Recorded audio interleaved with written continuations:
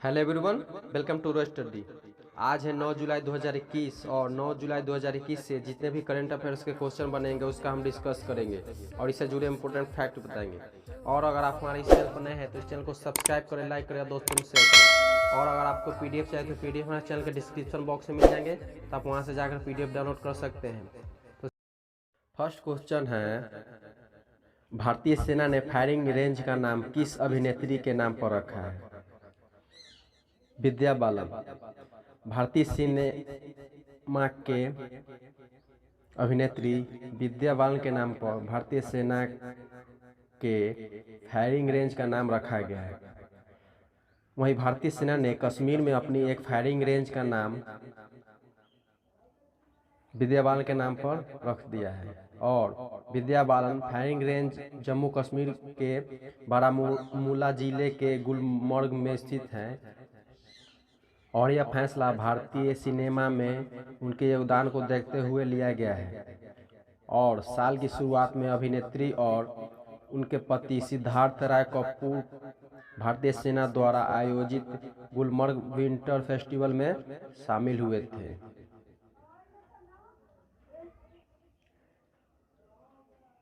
किस देश के राष्ट्रपति को उसके घर में घुसकर हत्या कर दिया गया है? हैती। हैती के राष्ट्रपति जोवेनेल मोइस की उनके घर में घुसकर हत्या कर दिया गया है और उनकी पत्नी को भी घायल कर दिया गया है। प्रधानमंत्री ने एक ऐसे अधिनियम की घोषणा किया था जो सामूहिक हिंसा और राजनीतिक अस्थिरता से घिरे कैरेबियाई राष्ट्र को और अधिक अस्थिर करने का जोखिम रखता है। इसलिए राष्ट्रपति को आबादी के भारी विरोध का सामना करना पड़ा था, जो उनके जनादेश को नाजायज मानते थे और उन्हें 4 वर्षों में 7 प्रधानमंत्रियों की एक श्रृंखला के माध्यम से मंथन किया था। और हाल ही में जोसेफ को केवल 3 महीनों के बाद इस सप्ताह पद पर प्रतिस्थापित किया जाना था। मोइस एक पूर्व उद्यमी जिसने देश के उत्तर में व्यवसाय की एक स्ट्रिंग स्थापित की थी जहां से वो आगे बढ़े। 2017 में राजनीतिक मंच पर गरीब राष्ट्र के पुनर्निर्माण के संदेश के साथ वस्ट हुआ और लोगों ने लघुभावन वादों पर प्रचार किया जैसे कि हैती के सभी उम्मीदवार करते हैं। लेकिन फरवरी 2017 में चुने जाने के बाद भी उन्होंने बयानबाजी जारी रखा। अच्छा, यहाँ हैती का बात आया तो हैती के बारे में मैं आपको बता दूं कि हैती की राजधानी पोर्ट ऑफ प्रिंस है। हैती की मुद्रा हैतियन गोर्दे और हैती का महाद्वीप उत्तरी अमेरिका है। तो इस क्वेश्चन से हमें इतनी जानकारी मिलती है। नेक्स्ट क्वेश्चन है, महिला एशिया कप 2022 की मेजबानी कौन सा राज्य करेगा? मुंबई और पुणे। भारत में महिला एशियाई कप मुंबई और पुणे में आयोजित किया जाएगा। जब एशियाई फुटबॉल परिषद ने प्रतिभागियों के लिए यात्रा के समय को कम करने और जैव सुरक्षित बुलबुले के लिए इष्टतम वातावरण सुनिश्चित करने के लिए भुवनेश्वर और अहमदाबाद को स्थान के रूप में हटा दिया है और अंधेरी स्पोर्ट्स कॉम्प्लेक्स में मुंबई फुटबॉल एरिना और पुणे के वालेवाड़ी में स्थित छत्रपति स्पोर्ट्स कॉम्प्लेक्स को नए स्थान के रूप में चुना गया है। वहीं सभी हितधारकों के लाभ के लिए बायोमेडिकल बबल को लागू करने के लिए इष्टतम वातावरण सुनिश्चित करने हेतु कोविड-19 महामारी के कारण मौजूद चुनौतियों पर विचार करने और स्थानों के बीच टीमों और अधिकारियों के लिए यात्रा के समय को कम करने के प्रयासों के हिस्से के रूप में निर्णय लिया गया था। किस मंत्रालय ने भारत की पहली यूपीआई आधारित कैशलेस पार्किंग लॉन्च किया है? डीएमआरसी।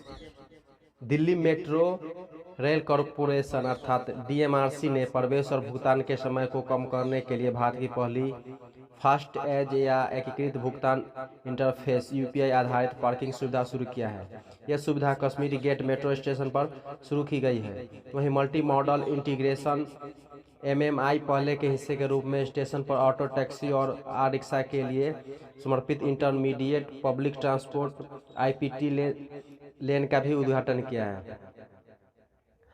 इसमें प्रदान की गई सुविधाएं निम्नलिखित प्रकार है, जैसे सुविधा 55 4 पहिया और 174 2 पहिया वाहनों को समायोजित कर सकती है। फास्टैग के माध्यम से 4 व्हीलर वाहनों का प्रवेश और निकास एवं भुगतान किया जा सकता है। वहीं पार्किंग फास्ट एज के माध्यम से काटा जाएगा, जिसमें प्रवेश और भुगतान के लिए समय कम हो जाएगा। इस सुविधा में केवल फास्टैग वाहनों को पार करने की अनुमति होगी। किस व्यक्ति को हम्बोल्ट रिसर्च अवार्ड से सम्मानित किया गया है? कौशिक बसु को। भारतीय अर्थशास्त्री कौशिक बसु को अर्थशास्त्र के लिए हम्बोल्ट रिसर्च अवार्ड से सम्मानित किया गया है। उन्हें यह पुरस्कार जर्मनी के हैम्बर्ग में बुसेरियस लॉ स्कूल के प्रोफेसर डॉक्टर हंसबर्ग शेफर द्वारा प्रदान किया गया था। विश्व बैंक के पूर्व मुख्य अर्थशास्त्री बसु वर्तमान में कॉर्नेल विश्वविद्यालय में अर्थशास्त्र के प्रोफेसर हैं। उन्होंने 2019 से 2012 तक भारत सरकार के मुख्य आर्थिक सलाहकार के रूप में कार्य किया। वहीं बसु भारत में तीसरे सर्वोच्च नागरिक पुरस्कार पद्म भूषण के प्राप्तकर्ता भी हैं। यहाँ हम्बोल्ट रिसर्च अवार्ड का नाम है, तो हम्बोल्ट रिसर्च अवार्ड के बारे में मैं आपको बता दूं कि यह प्रतिष्ठित पुरस्कार अलेक्जेंडर वॉन हम्बोल्ट फाउंडेशन द्वारा प्रायोजित की जाती है, जिसमें प्रत्येक 100 वर्ष प्राप्तकर्ता को 100 प्राप्तकर्ता प्रदान किया जाता है हर वर्ष। हम्बोल्ट रिसर्च अवार्ड दुनिया भर के वैज्ञानिकों और अर्थशास्त्रियों को उनके काम के लिए सम्मानित करता है और इस पुरस्कार में 60,000 यूरो की पुरस्कार राशि और जर्मनी में एक वैज्ञानिक संस्था में 12 महीने तक अनुसंधान परियोजना को पूरा करने की पेशकश करता है। हाल ही में किस राज्य के मुख्यमंत्री का निधन हो गया है? हिमाचल प्रदेश। कांग्रेस के वरिष्ठ नेता और हिमाचल प्रदेश के पूर्व मुख्यमंत्री वीरभद्र सिंह का निधन हो गया है। वीरभद्र सिंह अनुभवी राजनेता, हिमाचल प्रदेश के चौथे और लंबे समय तक सेवा करने वाले मुख्यमंत्री थे, जिन्होंने 8 अप्रैल 1983 से 5 मार्च 1990 और 3 दिसंबर 1993 से 23 मार्च 1998 और 6 मार्च 2003 से 29 दिसंबर 2007 तक और फिर 25 दिसंबर 2012 से 26 दिसंबर 2017 तक 6 बार राज्य के मुख्यमंत्री के रूप में कार्य किए।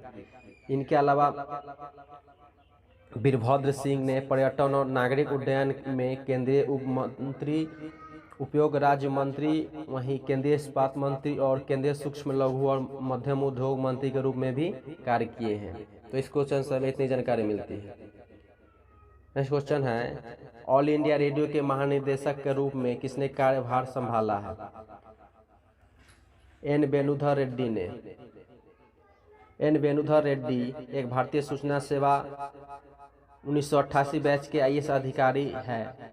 उन्होंने ऑल इंडिया रेडियो के महानिदेशक के रूप में कार्यभार संभाला है। वर्तमान में समाचार सेवा प्रभाग ऑल इंडिया रेडियो के प्रधान महानिदेशक के रूप में कार्यरत। उन्होंने कैबिनेट की नियुक्ति समिति के अनुमोदन पर आकाशवाणी का अंतरिम प्रभार किया गया था। वहीं ऑल इंडिया रेडियो आधिकारिक तौर पर 1997 से आकाशवाणी के रूप में जाना जा रहा है।